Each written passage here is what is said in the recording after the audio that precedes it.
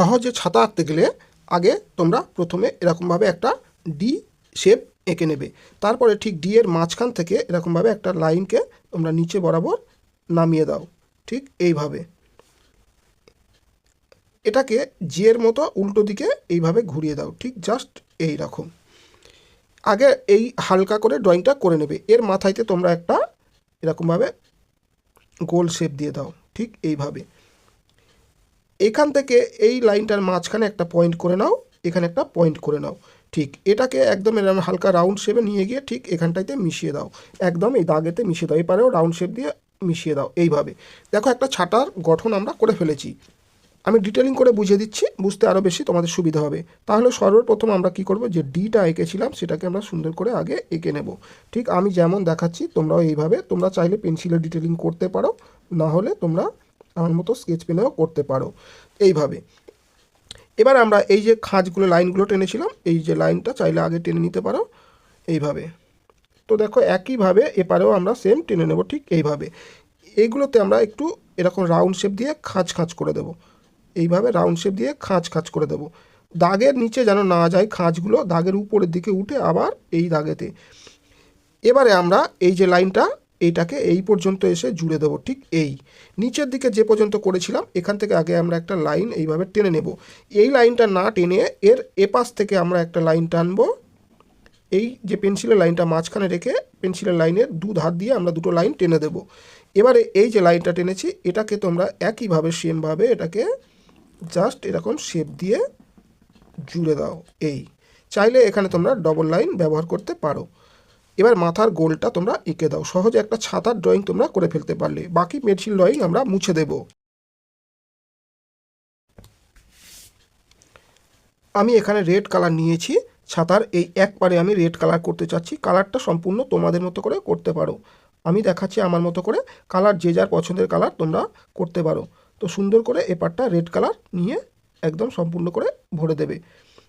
আরও সুন্দর সুন্দর আঁকা দেখতে আমার চ্যানেলটা অবশ্যই তোমরা সাবস্ক্রাইব করে রাখতে পারো, তাহলে আরও নতুন নতুন সহজ সহজ আঁকা তোমরা দেখবে, সহজে আঁকা শিখে যাবে। তো রেড করে দিলাম। ছাতার নিচের অংশ ডান্ডা এটা আমি রেড করতে চাচ্ছি, তোমরা এখানে ব্রাউন কালারও করতে পারো। তো দেখো আমি আমার মতো করে রেড কালার করে দিলাম, যেটা দেখতে বেশি ভালো লাগবে।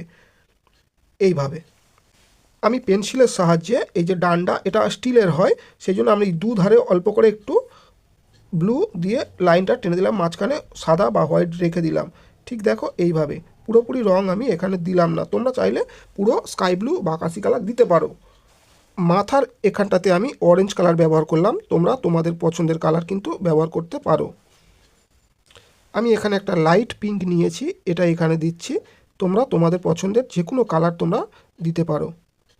তো কালারটা সম্পূর্ণ তোমাদের ব্যক্তিগত, শুধু ড্রয়িংটা ঠিকঠাকভাবে তোমরা শিখে নাও, দেখে নাও, এইভাবে ড্রয়িং করো। আর কালারটা সুন্দর করে, একটা জিনিস খেয়াল রাখবে, কালার করার সময় চেষ্টা করবে একটু ধীরে ধীরে করার, যাতে না কালারটা কোথাও বাইরে যায় আর সম্পূর্ণভাবে একইভাবে পড়ে। এখানটাতে আমি স্কাই ব্লু নিয়েছি, তো তোমরা তোমাদের পছন্দের দিতে পারো। তো আমি এইভাবে স্কাই ব্লু দিয়ে দিলাম।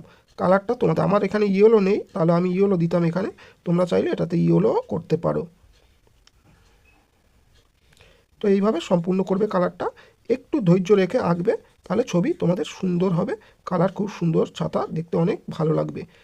তো দেখো আমি এখানে স্কাই ব্লু বা আকাশি কালার দিয়ে দিয়েছি। ধারে আমি গাঢ় অর্থাৎ ডিপ পিঙ্ক এটা দিয়ে দিচ্ছি। তো আমি ছাতাটা আমার মতো করে কালার করলাম, তোমরা তোমাদের পছন্দের কালার কিন্তু করতে পারো। কালারটা সম্পূর্ণ তোমাদের উপর নির্ভর করবে কে কীভাবে কালার করবে। তবে একটা জিনিস মাথায় রাখবে, তোমরা একটা খোপেতে যদি গাঢ় রং ব্যবহার করো, ডার্ক কালার, আর পরেরটা লাইট কালার ব্যবহার করার চেষ্টা করবে, তাহলে ছবি অনেক সুন্দর লাগবে দেখতে।